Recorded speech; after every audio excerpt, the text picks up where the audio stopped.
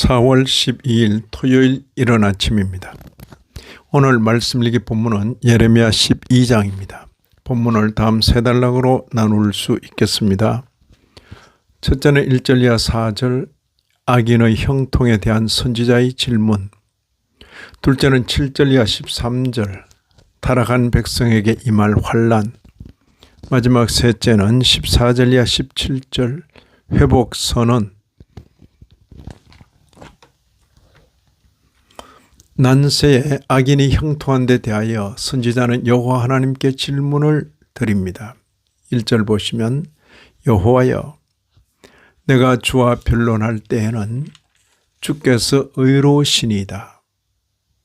그러나 내가 주께 질문하옵나니 악한 자의 길이 형통하며 반역한 자가 다 평안함은 무슨 까닭이니까? 무슨 까닭이니까? 악한 자의 길은 불통하여야 하고 반역한 자는 다 불안하여야 할 것인데 그렇지 않은 현실에 대하여 질문을 던지는 것입니다. 선지자는 일반으로 베푸시는 하나님의 은혜를 말하며 하나님께로부터 그런 은혜를 받고도 마음이 하나님께로 향하지 않는 선민들에 대하여 질문을 던지는 것입니다. 2절 보시면 주께서 그들을 심으심으로 그들이 뿌리가 박히고 장성하여 열매를 맺었거늘 그들의 입은 주께 가까우나 그들의 마음은 머나이다. 외식하는 종교인의 전형적인 모습입니다. 입은 가까우나 마음은 먼 상태. 이런 질문을 던지는 선지자에게 여호와 하나님께서 위로의 말씀을 주십니다. 5절 하반절을 보시면 네가 평안한 땅에서는 무사하려니와 네가 평안한 땅에서는 무사하려니와 장차 더 큰 환난이 있을 것을 생각하며 현재 환난을 달게 받을 것을 말씀하십니다. 둘째 단락에서는 백성들의 타락 상태와 그들에게 임할 환난을 보여주십니다. 먼저 그들의 타락 상태를 보십시다. 유다가 사자같이 하나님을 향하여 그 소리를 바라고 하나님을 대하여 문이 있는 매가 되어버렸다고 하십니다. 8절 9절을 보시면 내 소유가 숲속의 사자같이 되어서 나를 향하여 그 소리를 내므로 내가 그를 미워하였음이로라. 내 소유가 내게 대하여는 문이 있는 매가 아니냐. 매들이 그것을 에워싸지 아니하느냐. 다음으로 타락한 선민들에게 임할 하나님의 심판 선언을 보십시다. 선민을 가리켜 내 집, 내 소유, 내 마음으로 사랑하는 것, 내 포도원, 내 목, 내가 기뻐하는 땅이라고 불러 선민에 대한 하나님의 애착을 여지없이 드러내 보이십니다. 그러면서도 그들에게 심판을 선언하십니다.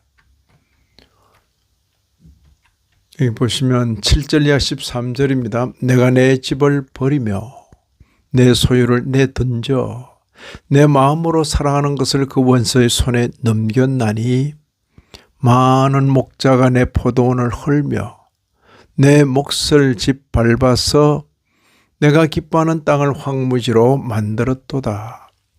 파괴하는 자들이 광야의 모든 벗은 산 위에 이르렀고 여호와의 칼이 이 땅 이 끝에서 저 끝까지 삼키니 모든 육체가 평안하지 못하도다.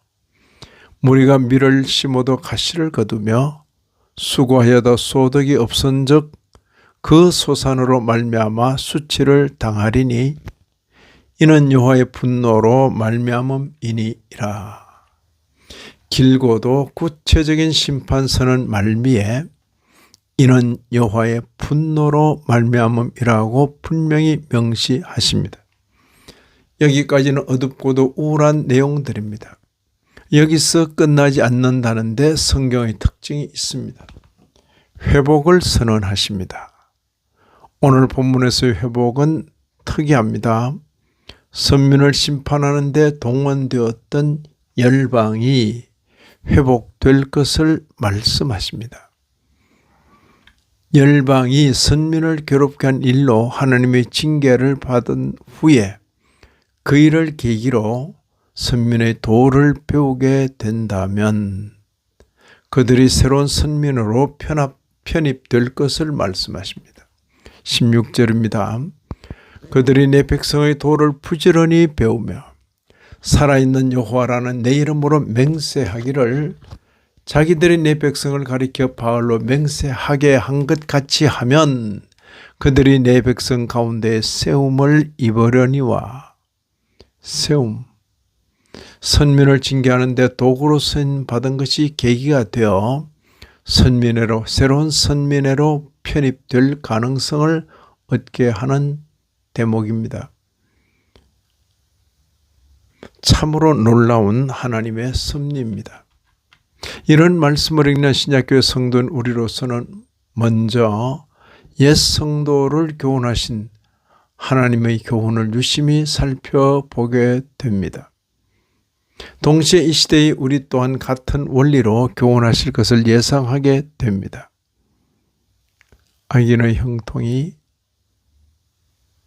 잠시라는 것과 선민은 영원을 향하여 연단되고 있다는 것, 그리고 선민과의 잠시 인연이 새로운 선민회로 편입되는 계기가 될 수 있다는 것, 나아가 영원을 향한 노정의 교훈으로 적용합니다. 이 아침에도 말씀에 참여하신 모든 분들 위해 하나님의 크신 은혜가 다하시기를 진심으로 기원합니다.